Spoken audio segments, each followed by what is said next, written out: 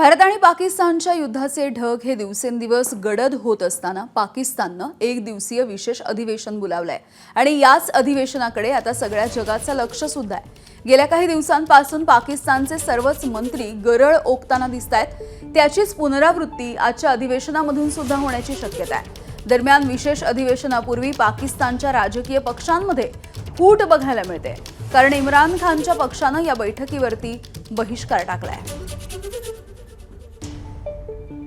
सोमेश कोलगे आमचे प्रतिनिधी आपल्याला याविषयी अधिकची माहिती देतील। सोमेश, आपण बघतोय युद्ध होणार की नाही अशा एकीकडे मनस्थिती आहे आणि दिवसेंदिवस युद्धाचे ढग गडद होत आहेत। असं असताना एक विशेष अधिवेशन पाकिस्तानमध्ये बघायला मिळेल आणि अंतर्गत बंडाळी सुद्धा दिसते आहे।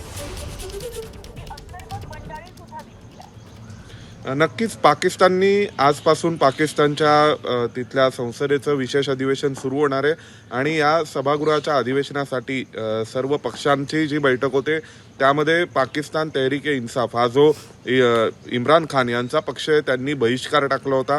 त्याचं कारण असं आहे की सध्याच्या सरकारने इम्रान खान यांच्या पक्षाचे अनेक कार्यकर्ते अनेक नेते यांना जेलमध्ये टाकलेले आणि अशा पार्श्वभूमीवर जे अधिवेशन होते त्या अधिवेशनामध्ये भारत पाकिस्तान या विषयावर चर्चा होणार आहे। स्वाभाविक पहलगाम हल्ल्याच्या अनुषंगाने हे अधिवेशन बोलवलं जाते आणि या अधिवेशनाला इम्रान खान यांचा पक्ष कदाचित शक्यता आहे की सत्ताधाऱ्यांचा विरोध करेल आणि इम्रान खान यांचा पक्ष हा जवळपास 40 ते 50% प्रसिद्धी पॉप्युलरिटी असलेला पक्ष आहे संपूर्ण पाकिस्तानी जनतेत आणि त्याच पक्षाने जर या अधिवेशनावर बहिष्कार घातला किंवा या अधिवेशनामध्ये सहभागी होऊन सरकारचा विरोध केला तर त्याचा परिणाम निश्चितच पाकिस्तानच्या एकंदरीत राष्ट्रीय ऐक्यावर होऊ शकतो आणि म्हणून आज आपल्याला या अधिवेशनामध्ये पाहायला मिळणार आहे की नेमकं पाकिस्तानी सरकारच्या बाजूनी कोण उभं आहे आणि विशेष म्हणजे पाकिस्तानवर कोणत्याही स्वरूपाचा पाकिस्तानवरती झालेला आरोप वगळता